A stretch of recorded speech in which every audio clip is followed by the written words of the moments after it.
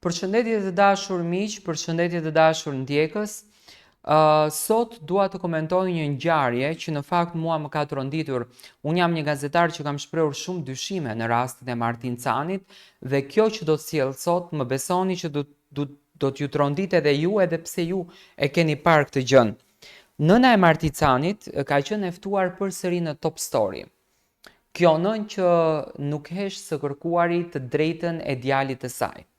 Tani, këto ngjarjet, ndaç në Shqipëri, ndaç në Kosovë, ndaç në Maqedoni, ndaç në Maltëzi, janë ca ngjarje që ndodhin edhe nuk zbardhen.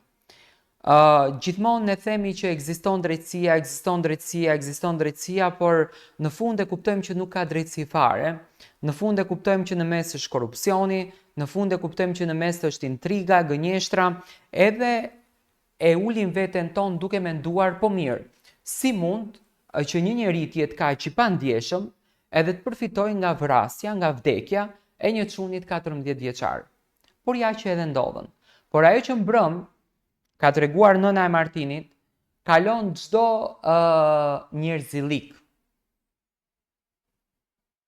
Kalon çdo normalitet, kalon çdo, domethënë është fundi i botës më. E kuptoni që është fundi i botës?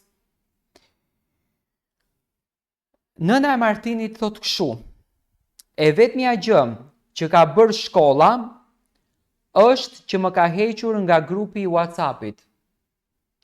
E kuptoni ku shkon ignoranca? Do me thënë, kjo zysha, që ka qenë zysha e Martinit, dhe kjo drejtoresha e shkollës, që sot e kësaj dite unë kam informacione nga kjo familje, që nuk i ka ngushëlluar me një mesazh ngushëllimi, apo qoftë edhe 2 sekonda të shkon t'ju thot që na keni ne pranë për gjithçka se tashi Martini nuk ua kthejmë dot, po të paktën t'u japim shpirt njerëzor. E kupton? Edhe këtë nuk e ka bërë kjo drejtoresha. Dhe prindërit janë shumë falendërues që vendosën t'i vetë emri i shkollës nga fanoli në Martin Cani. E vlerësojnë shumë këtë gjën. Por është njerëzore që ti ta heqësh nga WhatsApp-i këtë nënën, ti merresh me grupin? Qa zyshe je ti? Qa zyshe je ti kur ti ke qenë e paralajmëruar për këtë ngjarje dhe ti nuk e ke informuar prindin? Do me thënë, shkollat tona janë skandaloze. Dhe më pas nëna e Martinit thot kështu: familja e Marios nuk na ka kërkuar falje. Me gjitha të dhimbje që na ra, që të thonë si të bëjmë që na ra ne kjo fatkeqësi, se ai e ka në jetë fëmijën e tij, ndërsa unë jo, dhe kërkojnë dhe ulje dënimi, duhet thot të vijen disa rregulla. Nuk na është ofruar asnjë ndihmë, asnjë psikolog. Besoj, mes atyre fëmijëve është pakujdesia te shkolla, sepse nëse në shkollë zihen 2 fëmijë, patjetër duhet njoftuar prindërit. Të më kishin marrë në telefon mua, thot, unë isha aq e ndërgjegjshme që të mos kërkoja llogari dhe do e mbaja peshën vet. Dua të marrë gjithsesi atë që meriton, thot nëna e Martin Canit. Ajo me zërin që i dridhej u shpreh se familja e autorit nuk i kanë kërkuar akoma falje. E pyetur se çfarë ka bërë shkolla e djalit për të, ajo tha e vetmja gjë që ka bërë shkolla është që më ka hequr nga grupi i WhatsApp-it. Tani, në këtë rast, unë mendoj që etike është që familja Marios të kërkonte një falje dhe të ndihmon këtë familje që u ka ikur i biri.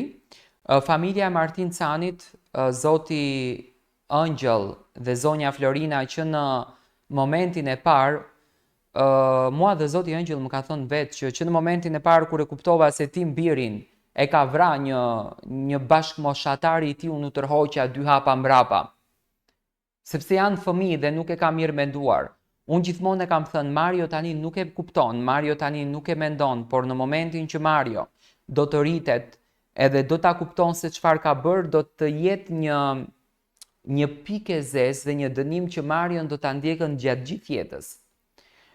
Prindërit në këtë rast duhet të ulen edhe duhet të bisedojnë me të birin e tyre. Unë e kuptoj që për ato është shumë e rëndë, nuk është e lehtë, sepse familja Cani nuk e ka të birin, por ato kanë 2 bara, e kanë një vrasje, një djalë i cili do me thënë ka bërë një super gabim, por e kanë edhe një jetë të marrur në këtë mes. Me thënë edhe për ato nuk është e lehtë, nuk është e lehtë për asnjë.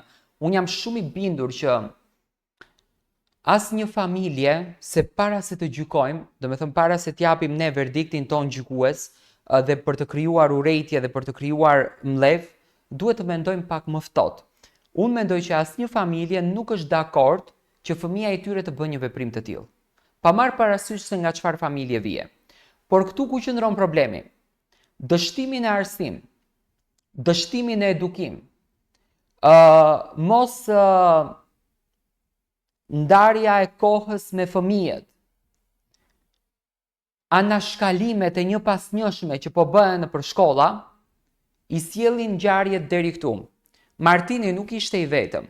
Do me thënë, Martin Cani ka ndruar jetë dhe kur unë flisja, kur unë komentoja, kur unë jepja mendimin tim, dhe thoja gjithmonë që do të vijë një moment që edhe një fëmijë tjetër do t'ikën, në qoftë se ne nuk marrim reforma dhe në qoftë se ne nuk arrim të bim drejtësi në vend, nuk shkoj më gjatë humbi jetën në vajza 17 vjeç në Gjirokastër nga bullizimi që i ndodhi në shkollë.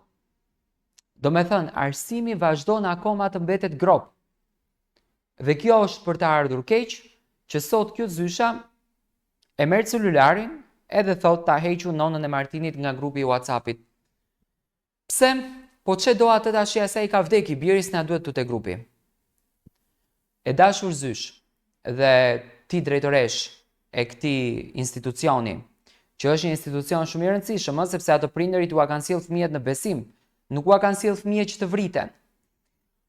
Duhet të merrni një përgjegjësi shumë të fortë se institucioni i shkollës, sa është një punë që ju e merrni për pagesë, tani jo vetëm te ju, po edhe në Maqedoni dhe kudo, domethënë shkolla është kthyer interes personal, zysha ikën në shkollë vetëm për të marrë lekët dhe s'bën asnjë lloj pune me kalamajt, dhe pastaj kur vjen puna te vdekja apo çanodhi, dhe kur e shikon ti këtë pjesën kështu, ti e ke një përgjegjësi morale, si ti, si mjekës, si të gjithë e keni profesionin human.